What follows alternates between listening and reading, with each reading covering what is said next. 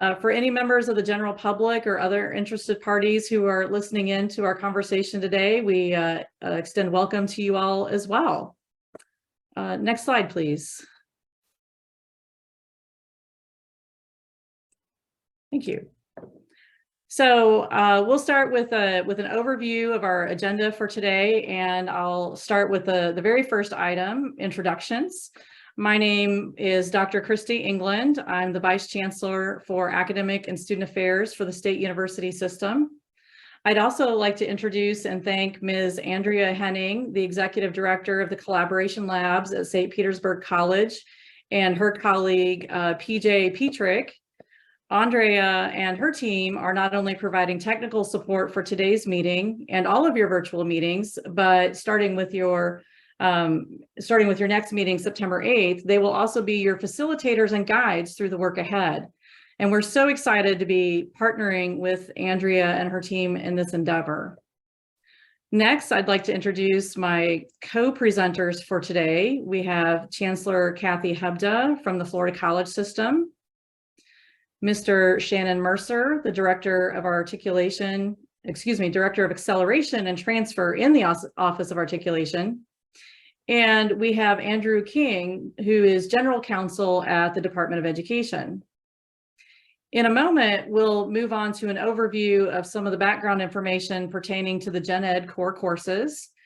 And I will do that part. And then Chancellor Hebda will provide you with an overview of Senate Bill 266, which was passed during the 2023 legislative session, as well as House Bill 1537, which outlines some additional work relative to the general education core courses. After that, we will have Mr. King review some important rules and guidelines for conducting business under the Sunshine Laws in Florida. And finally, Mr. Mercer will provide an overview of the work ahead as well as the timeline. Mr. Mercer will also make sure to cover a few logistics related to our subsequent meetings, including the in-person meeting at St. Pete College on September 14th. We would like to ask everyone to hold your questions until we get through the presentation, which is only about 9 slides. It's not terribly long. And then we'll open it up for Q&A from our committee members only. When we get to the Q&A at the end, committee members can raise your hand here in Zoom land, and PJ will make sure that you get unmuted and remuted as we take questions during that part of the meeting today.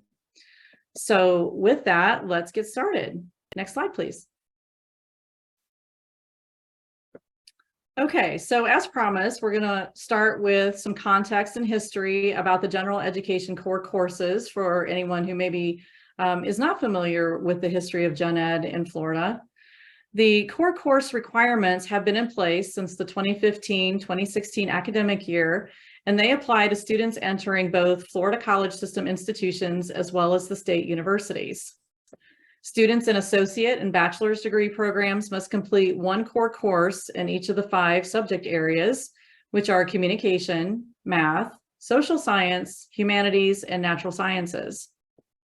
As students transfer from one institution to another, all public post-secondary institutions must accept and count these courses as meeting the requirements for the general education core courses.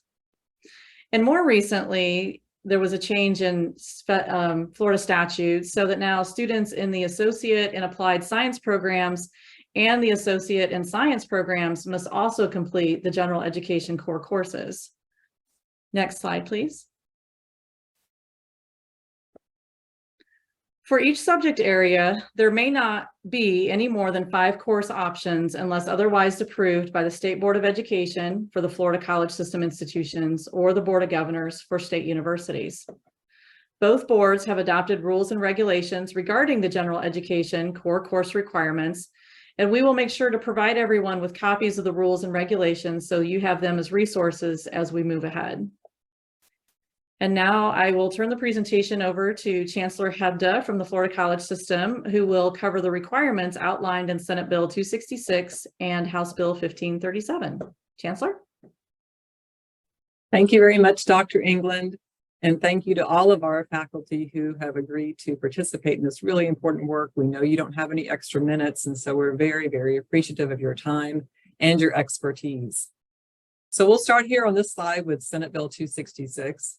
This recent legislation addresses general education courses in several ways, including both general education core courses, which will of course be the focus of your work, and the other courses offered by all of your institutions for students to complete their general education requirements. First, general education core, which is what you see here on this slide, and which pertains to your role in the process. You'll be recommending to the Articulation Coordinating Committee, or the ACC, revisions to general education core courses, which will then be considered by the ACC and then provided to both the State Board of Education and the Board of Governors for final review and approval. The new law specifies that these recommendations can include removal, realignment, or addition of core courses, and that this process will be repeated every 4 years. Your recommendations are to be based on the requirements of this section of law and a new section of law created by the legislation, which provides new principles, standards, and content for general education courses. We're going to review those slides specifically in just a moment. The second way the law addresses general education is that it requires a review by each institution of its own general education course offerings, also based on the new standards and principles. While you're not required to complete those reviews as part of this committee work, we do believe that your approach and the results of your review of general education core will be extremely helpful to institutions as they do their own reviews later this year.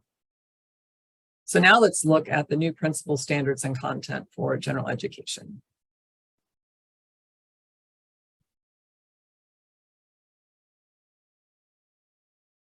As mentioned earlier, Section 266 created those principles, standards, and content for all of general education.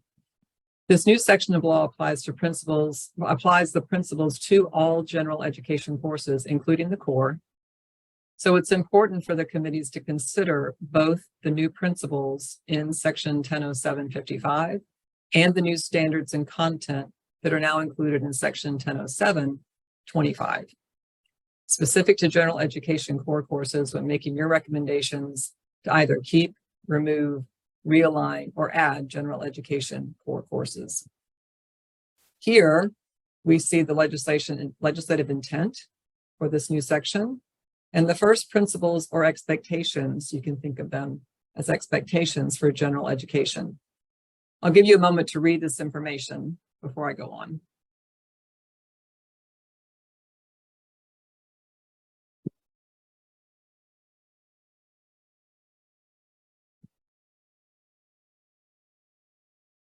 As you can see, this information lays the foundation for the expectations for general education for all undergraduate students in Florida public post-secondary institutions.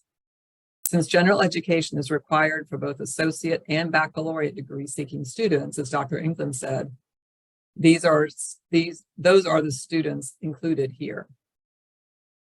In addition to the paragraph you see on this slide, Section 1007-55 indicates that all general education courses must, first, meet the course standards as provided in 1007-25, which we'll look at next, and second, whenever applicable, provide instruction on the historical background and philosophical foundation of Western civilization and this nation's historical documents, such as the Declaration of Independence, the United States Constitution, the Bill of Rights, and subsequent amendments, and the Federalist Papers.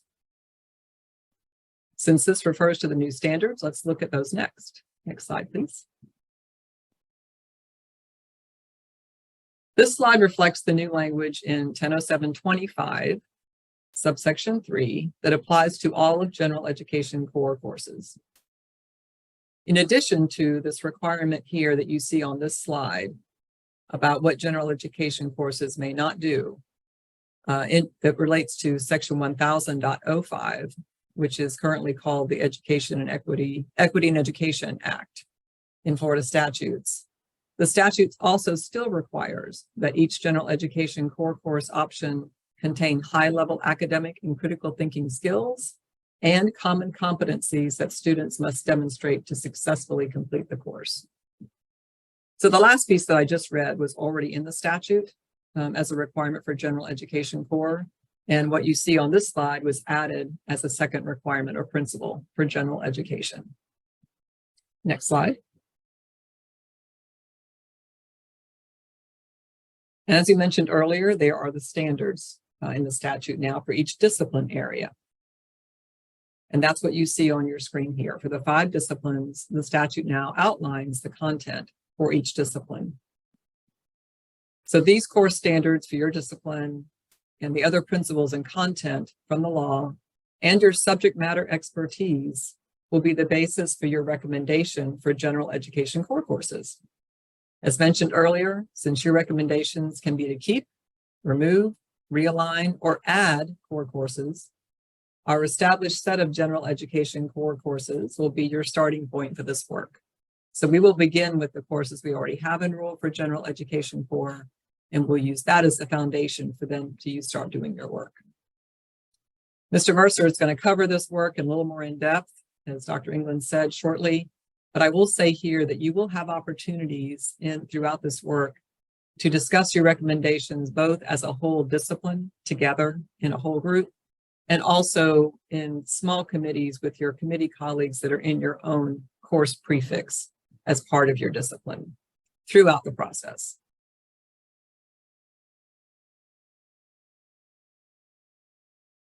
And now a word about House Bill 1537.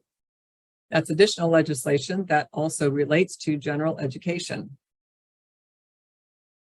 House Bill 1537 provided the Department and Board of Governors the opportunity to collaborate on developing a new set of advanced high school courses for students with related assessments that students could take and result in earned college credit, similar to the Cambridge AICE, International Baccalaureate, or Advanced Placement.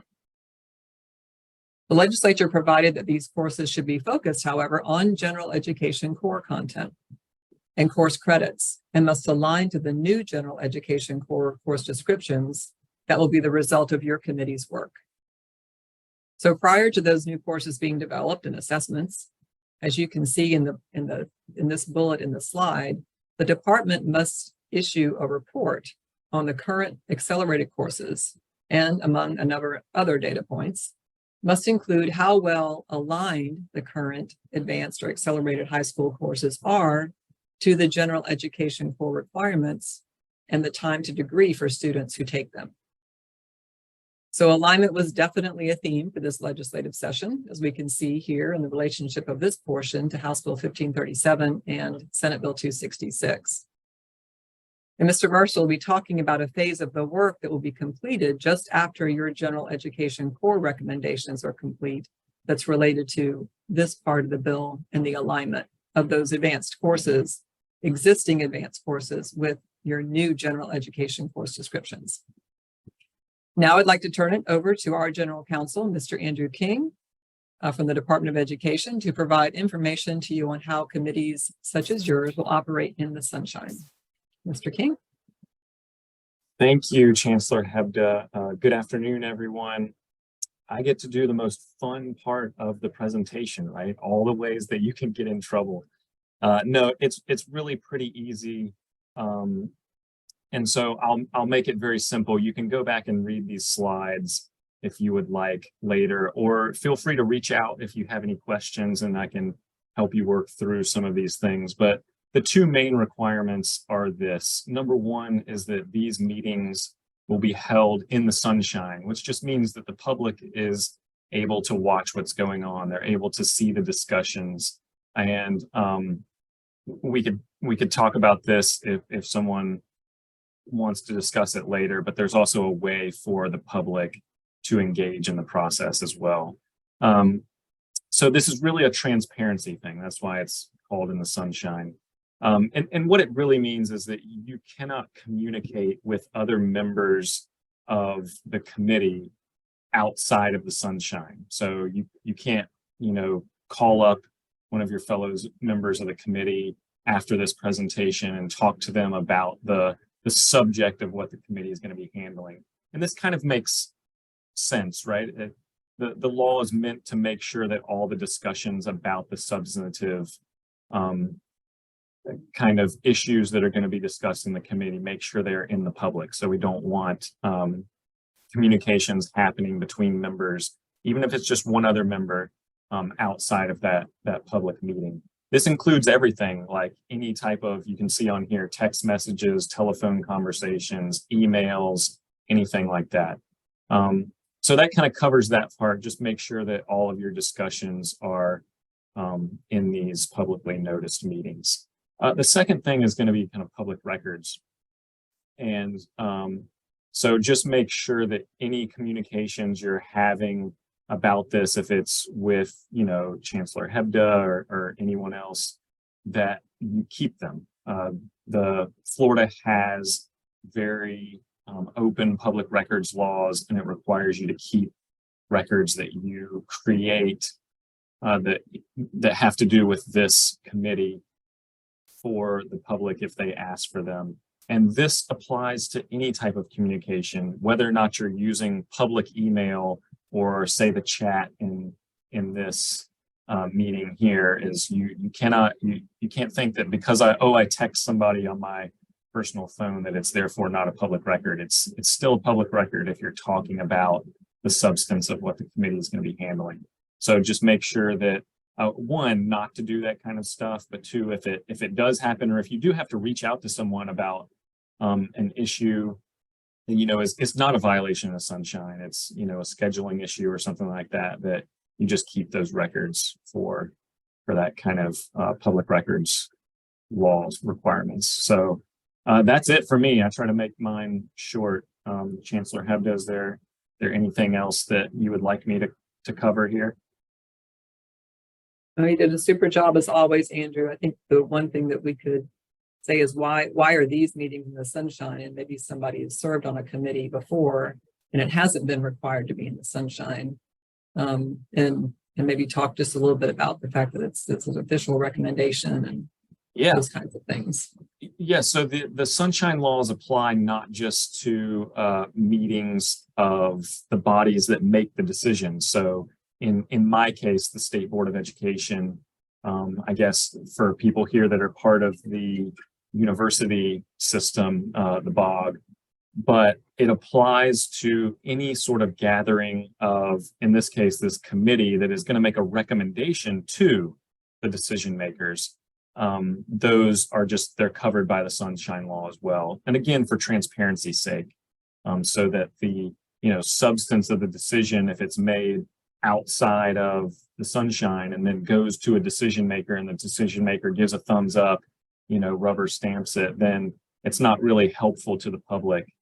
And so that's why the sunshine law is expansive enough to cover these committees that are not in themselves making decisions, but are making recommendations to the decision makers. Does that make sense? Thank you, Andrew. That was very helpful. Yeah. And that's it for me. Thank you. All right, thank you, Andrew. We will now move on to focusing on the work that the committee is tasked with.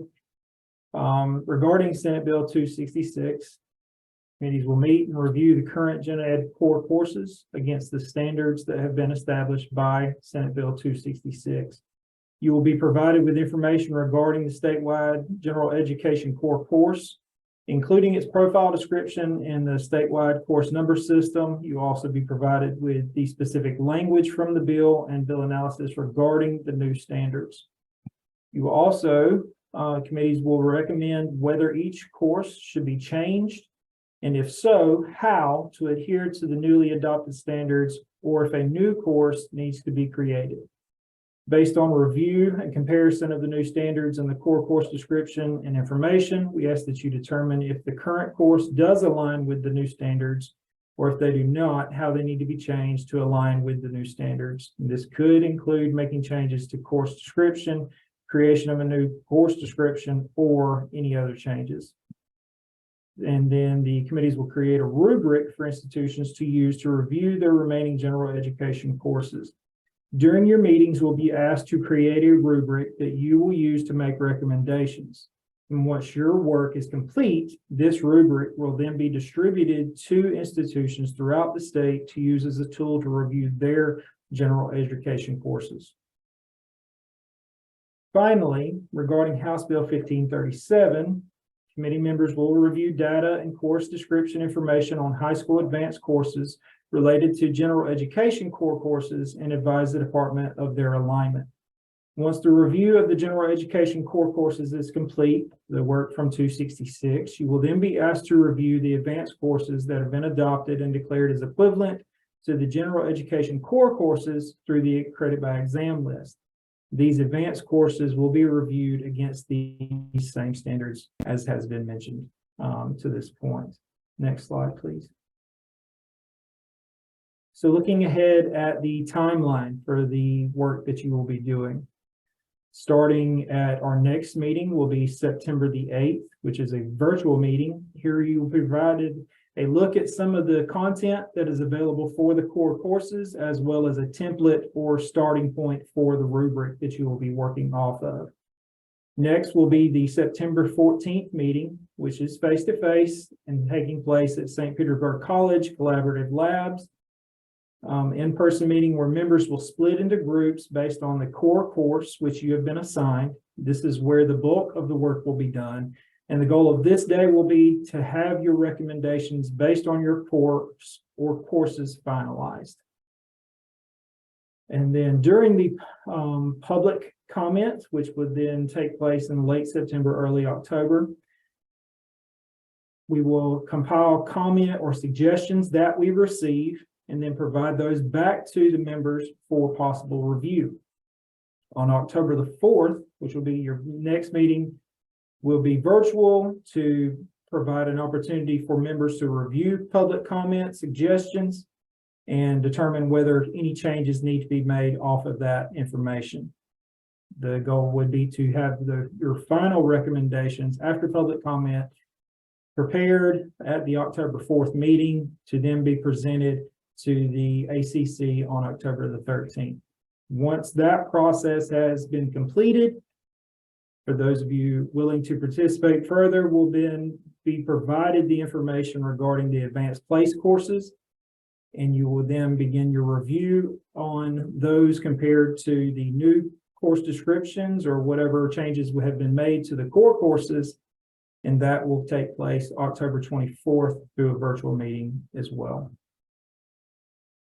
At this time, we will move to a brief Q&A portion of this meeting. Thank you, Shannon. And it's good to see all of the committee members. Congratulations on this important assignment. We invite you to, for those committee members who have a question, please utilize the reactions button. It's a smiley face button, and click the raise hand feature, and we will call upon you one at a time, and you will be unmuted. We'll start with Eric Walters. Hello, everyone. I was just wondering very quickly, at what point will we be discussing things in our disciplinary groups? Will that happen at the 4th or the 8th, or when is that going to happen? So you will have some time to speak with your other members in your discipline area, and then also those in your specific prefix area. There will be some time provided on the meeting in September the 8th. That will be your kind of initial meeting to get to meet everyone that you are working with. And then the bulk of the work that you will be doing will take place during the face-to-face meeting on the 14th. Great, thank you for that. Are there any other questions? Yes, Linda Howell. Hi, thank you. I was wondering, could you walk through the rubric explanation again? It kind of went really fast. So what is the idea of the process there? So regarding the rubric, you will be provided sort of a template to work off of, which will just be supplying you with the information regarding your course that you've been assigned to, and then the language from the bills that specifically speak to that. You will then, as you are working through with your other committee members in your specific group, while you are reviewing the course and what changes may need to be made there, you will also kind of be honing a rubric to work off of. Once you have done that and this whole process is completed, that rubric will be then taken and provided to the rest of the institutions in the state for their own review of the rest of their general education courses. Very good, thank you. Nabai Marinas, please. Yes, hi. Do we have a time for all the virtual meetings? So as of now, looking forward to the next meeting of September the 8th, we currently have that slated at 10 a.m. Eastern to approximately 12 noon. Obviously, the meeting on September the 14th is face-to-face. We're looking at that being the bulk of your work. So that has slotted from about 8:30 to around 5 p.m. that day. And then the meeting on October the 4th, currently slated again for 10 a.m. Eastern to 12 noon. Great, thank you.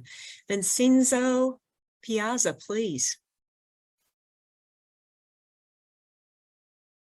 Hi. Can you hear me? We can, thank you. Oh, great. Yeah, because I was having trouble with another computer. Vince Piazza from Daytona State College. I think I understood prior, you spoke about rubrics and also my colleague spoke about it. Are we provided with a preset rubric by the ACC that we use to review courses? Or do we develop one in the ether that, that we're reviewing courses and so on? And then, because I heard that this rubric that we might develop goes to other colleges after its approval. So I was just a little bit confused about that. Yes, sir. So you will be provided with a template to work off of, and you can make changes to that rubric as you and your committee members are working through the process. And then the language from the bill requires that the rest of the institutions review all of their general education courses against these new standards after this committee finalizes their work. So the rubric that you and your committee then create or finalize in your process will then be provided to them for that specific discipline to review the rest of their courses. All right, thanks. I just had one more thing. Can we also bring into our committee some rubrics that we created in our college? I'm part of the Gen Ed committee, and it's about a year and a half, and I do have like a template that we've been using for some time, and maybe, just to bring it in and give suggestions, take some things from that, or, things like that. So that may be possible. When we are talking about the rubric that we're going to be provided, strictly looking at the core course that is currently selected versus the language from the bill and the new requirements. All right, So that's just clear. looking at Thanks. that retrospect. All right, thank you. Great, thank you. Sean Greeny, please. Hi, sorry about that. Quick question, just in general. I know we're setting up a rubric to kind of how are we designing our courses, but with all the rigmarole that's associated with textbooks and everything that's going through a lot of the legislature, are we going to be tasked with trying to create a line of textbooks that are acceptable to align with these? Is that part of the scope of this project, or are we only doing rubric for what the classes are teaching? Yes, sir. This, sorry. No, please go ahead. Okay. This work does not necessarily get into those specifics. You're looking at just as a statewide course description and possible learning outcomes for the statewide level of the course. So it should not get into the specifics or to those details of required textbooks or suggested textbooks. Where, and just as a follow-up then, is that going to still be something that's going to be on an individual school level, or is it on an individual instructor level in future ways to align with whatever we suggest? Chancellor Hebler, could you speak to that, please? Certainly, I'll have to. Thank you, Mr. Greenie.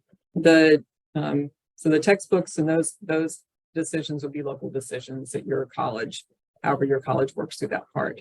As Shannon said, that one of the best things we're going to get out of this, and thank you because of your expertise, is we will have some really good standardized, complete course descriptions for these statewide courses that would be in the statewide course numbering system, and then everybody could access along with the learning outcomes. Some of the gen ed courses have been around longer than others, and so the course descriptions that we have now are not very evenly done. Some have very little information, some have a lot of information, and so we're excited to get the outcome of y'all's work that will be those standardized course descriptions that will really let everybody know what the course content is supposed to be. All right, thank you. All right, thank you. Catherine Benito, please. Hi, thank you. I'm Catherine Benito. I'm in the math department at the Tampa campus at USF. I have a couple questions related to communication. So if there are topics that come up at this big meeting or maybe the virtual meeting that may be relevant for people in the departments that I'm in to discuss, is there some way in which that can be done in an open way, or can we declare a meeting and it becomes part of this? Like, I mean, because the decisions we're making about these courses, I mean, in math, it's maybe not going to be so controversial, but I can imagine in some areas it may be more difficult. Departments are going to want to know what's going on, what's allowed in terms of communicating with the department. I don't know if Andrew is still on, but I'm going to ask if I could, Ms. Benito, a clarifying question. One is, these would be meetings and that you would be talking about where you're getting together with your committees or your fellow faculty colleagues back at your institution to discuss Right, what's like let's happening, say, input, right. Like, let's say I have a department meeting and I say, okay, I'm on this gen ed committee. These are the courses that we're talking about, you know, and I may want faculty feedback to help with our committee work. I think you're going to get an input in a variety of ways throughout this process. We're going to try to provide for that public input throughout. Okay. We're going to set up an email inbox where we can allow folks to provide input to your committees without disrupting the middle of your meeting, to get that kind of input that you can have throughout. And then, of course, as was described earlier by Mr. Mercer, that we'll also have a 2-week public comment period after you've made a draft set of recommendations too. So okay, so it sounds like that's happening. My understanding is those are not covered by public, unless you have, depending on if it's an official committee, your institution, you need to ask your institution. But if you're just with colleagues asking questions and asking for input, that sounds like just part and parcel of what you'd be doing. Okay, so it sounds like that would happen after this meeting on the 14th then. Probably so. Okay. Unless somebody wanted to tell you something up front they felt was important for you to know. And they could that's my question, actually. Could they do that officially without violating the Sunshine Law? Yes, but I think that the general counsel was talking about is discussion amongst the committee members. So it's really important that you as a committee do your deliberations in the sunshine. Okay, Other people are going to be wanting to tell you things throughout the process, and that's great. That's totally fine. We're really hoping for good public input. We had a lot of folks nominated for these committees that are so qualified, and we couldn't pick everybody. So we're hoping that those individuals will also be watching throughout and give really good input into the process as we go through too. Okay, so I have one follow-up question then also. I saw on the slide for the schedule for the September 14th, it said that basically that's the day that we more or less finalize our recommendations, but then it also said virtual meetings as necessary. So I was a little bit confused about that. Are we anticipating those virtual meetings would happen after that September 14th date with the committee members? Yeah, so we are hoping that you will finish your meeting, the bulk of your work on the 14th when you're face to face. There could be the fact that somebody doesn't quite finish something and needs one more opportunity to do that.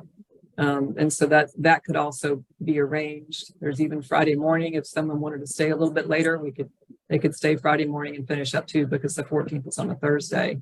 Then there's once those are your draft ones, your first shot at a set of recommendations, those will go out for official public comment for 2 weeks. And Okay, we'll, great. we'll, Thank we'll you. gather all of that comment that's submitted through the email inbox, and then we'll sort it and provide it back to you, so that then you can look at that comment, decide on the meeting on the 4th, is anything that's been submitted cause us to want to change our recommendations and tweak something, do something different. So then when you finish on the 4th, you will have a final set of recommendations that you would be ready to send to the ACC.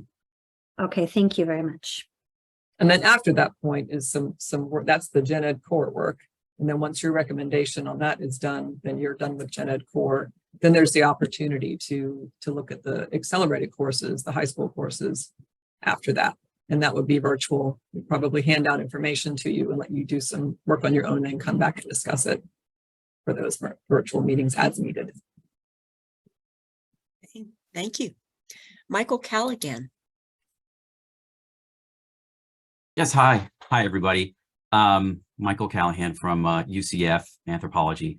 I have a question about the how we're going to be assigned the courses and which courses we're going to be looking at. A number of people have said a couple of times the course or courses you are assigned. Are we looking specifically at those black diamonds, or are we looking at all Gen Ed courses? I'm assuming that if we're in a subdiscipline, for example, I'm in social sciences, we would be looking at social science-like classes, but are all of those classes going to be considered, or is it just a few of them? So the work that you are being tasked with is just looking at the general education core classes. So just those who have been selected as core. And then you are assigned to your discipline. So humanities, social science, natural science. Within that discipline group, we have separated you out into a specific prefix or course. So you not looking at a list just to verify, but for instance, if you're in the social sciences and you are an anthropology person, then you are assigned to that specific prefix within the social science discipline. Okay. Great. Thank you. Yes, sir. Great. Thank you. Jesse Blanchard, please. Yeah, thank you. Jesse Blanchard at FIU, Environmental Sciences. So I just wanted to loop back on the commentary portion. I know a few of my colleagues are going to want to weigh in on this. When will the process for them being able to do so officially be available? Like when will that email be available, that kind of stuff, and how will they be notified?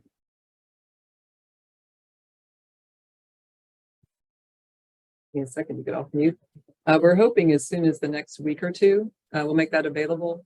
And something will go out to the FCS institutions. We'll send something out to the SUS institutions that has that email inbox available.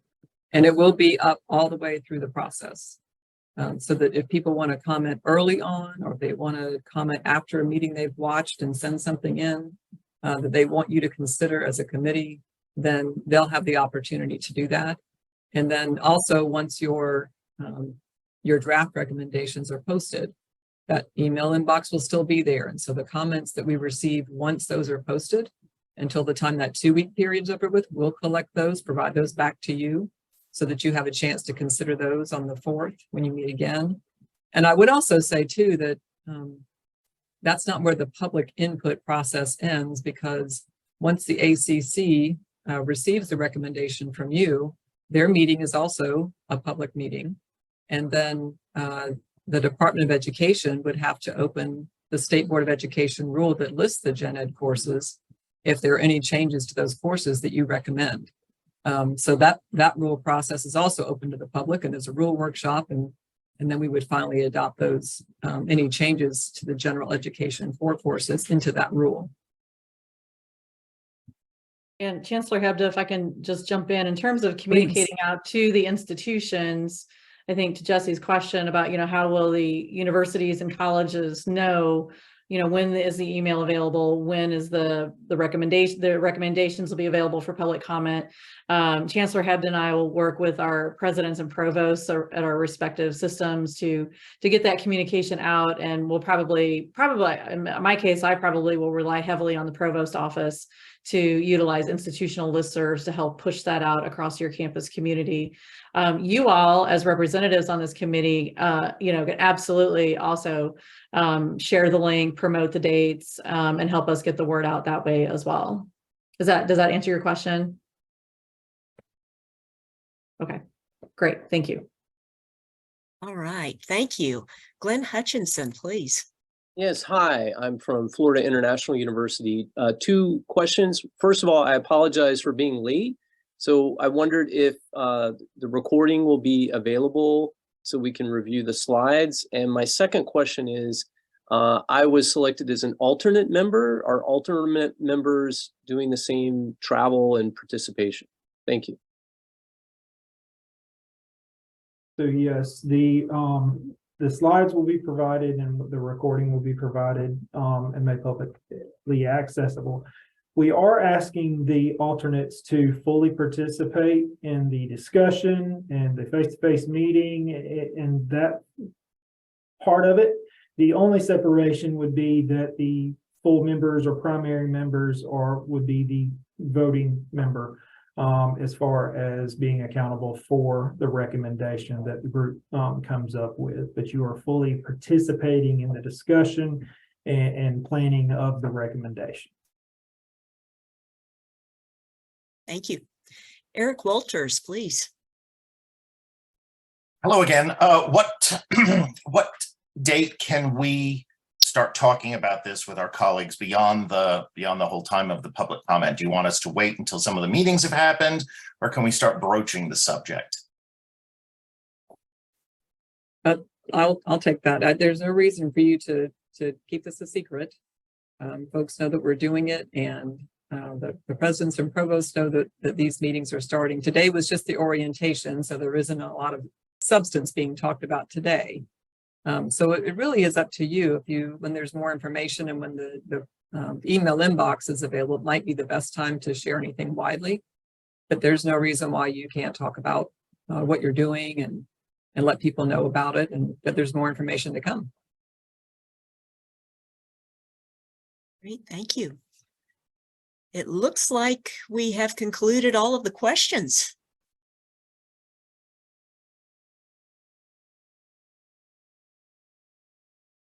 Do we have a team cheer that we'd like to do to rally the troops, send us off into the weekend?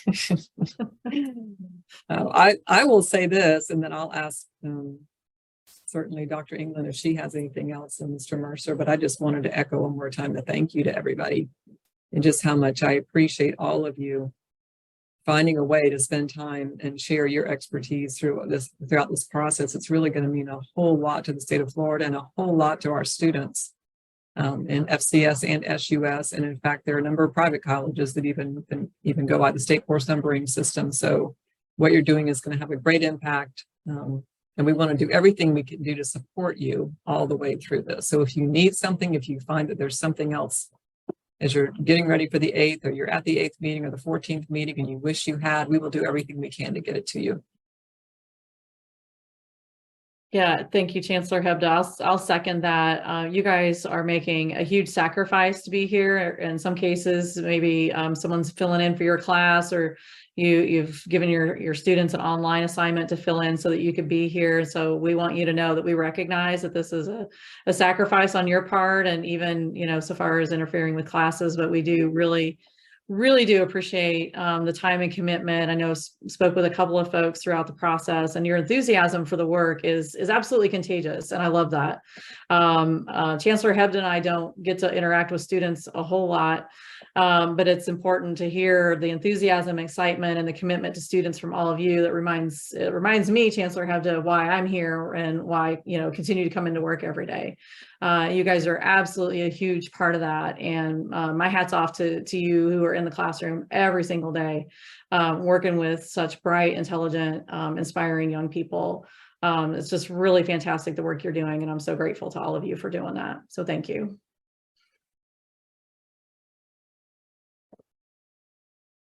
Anything last minute, Shannon, that you want to share? Logistics wise or anything else? Just briefly, we did send out a list to everyone of possible hotel options to look at for your institutions around the Collab Labs campus. Just for clarification, I've had a couple of people ask for specifics about campus location. It is the Collab Labs at the epicenter, and we can provide that actual physical address to you. Additionally, there was some clarification regarding the discount provided to those who are going to the Hampton Inn or looking at the Hampton Inn as an option. Please be sure to mention to them that you are going as part of the Florida Department of Education work with the Collab Labs, because they have made a specific discount for that specific work with Collab Labs, and are holding some rooms. So be sure to look at that as well. Other than that, I believe that's all the information that I have at this time. Thank you. Andrea, thank you so much for you and your team and all that you're going to do for us. If you all have not worked with the Collab Labs yet and these great facilitators and note takers and everything else to support you, you're going to love it. So Andrea, thank you. Is there anything that you need to add for logistics or anything else on your part? Thank you so much, Chancellor Hefta and team. We are super excited to support this work. So looking forward to September 8th, our next time together. Thank you. Okay, and I think our meeting is adjourned. Thanks everyone so much. Have a great weekend. Thanks, everybody.